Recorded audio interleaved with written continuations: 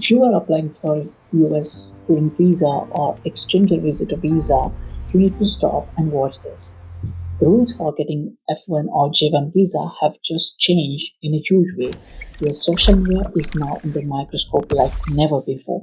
What you have posted, what you have liked, and even what your friends have tagged you in could be the difference between getting your visa approved or getting a denial that could affect you for years. This isn't speculation. This is based on official government policy that went effect in June 2025. But don't panic. In this video, I'm going to break down exactly what you need to do, what new rules are, what the US government is looking for, and most importantly, give you a step by step playbook on how to prepare your digital life for this intense new scrutiny. So, let's get into it. Since 2019, you have had to list your all social media handles on your visa application form, which is DS-160. But the new policy, which is started in June 2025, takes it massive step further. That's right, the US embassies around the world are now instructing all students and exchange visitor application to change their privacy settings to public for all the social media. This isn't a suggestion, it's a required step in the process. They want to see everything. The government says this is to verify the identity and check for security risks. But what it really means is they are moving from just knowing who you are online to actively watching what you do online.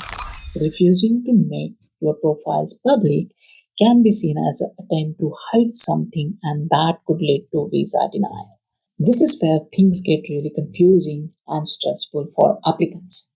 You go to your interview, you think it went great, the officer is friendly, they keep your passport, and then they hand you a slip of paper. This is 221G temporary refusal. Then you go online to check your status, and the website says refused. Your heart sinks. But here is the critical thing you need to know. Under this new policy, this is now a standard part of process for many applicants. A 221G is just a procedural tool they use to put your application on hold while they do a social media check. The refuse status is just a system's way of saying your case is undergoing administrative processing. It does not mean your visa has been finally denied. The real vetting of your online presence happens after your interview. So, if this happens to you, take a deep breath.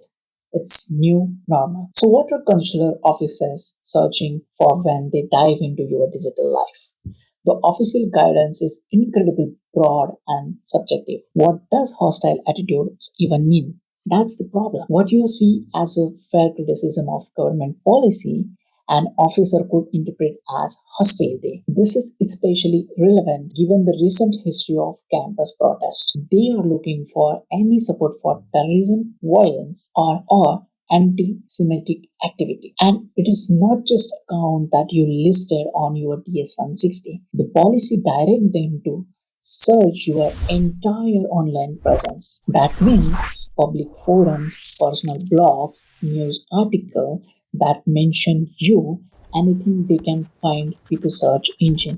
And they are instructed to take a screenshot and add them to your permanent immigration file.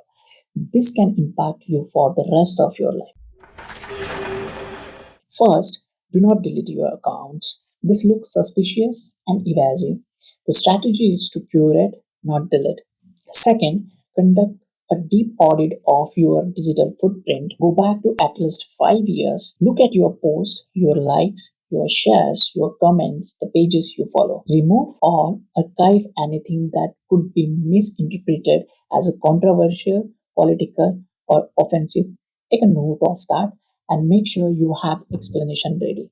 In case if they have access to the deleted or removed data, you need to be prepared to explain why you deleted it or why you posted it. They may want to know your thought process behind it. Third, ensure consistency. Make sure that your work history on your LinkedIn profile matches what you put on your DS-116.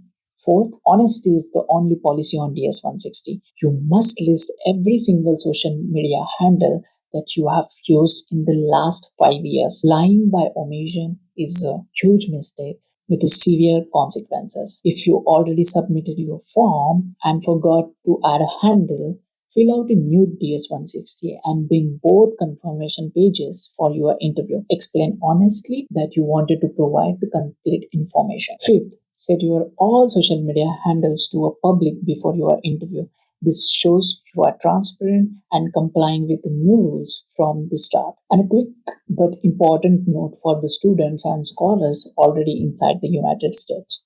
This scrutiny doesn't stop at the border.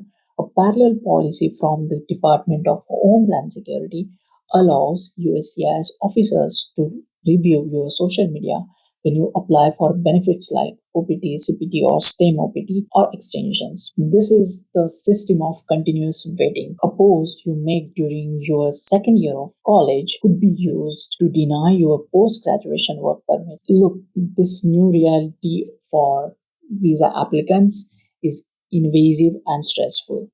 It creates a system where you can be judged on vague criteria by an officer who has just few minutes to decide whether your future based on a tweet or a like. But for now, this is the system we have to navigate.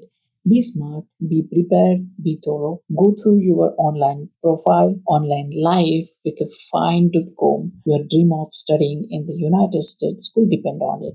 If you found this video helpful, please hit like button and subscribe for more updates on navigating the US immigration system, and please share this video with the student or scholar that you know who is applying for the visa. They need to see this. Thanks for watching and I wish you the very best luck for your application.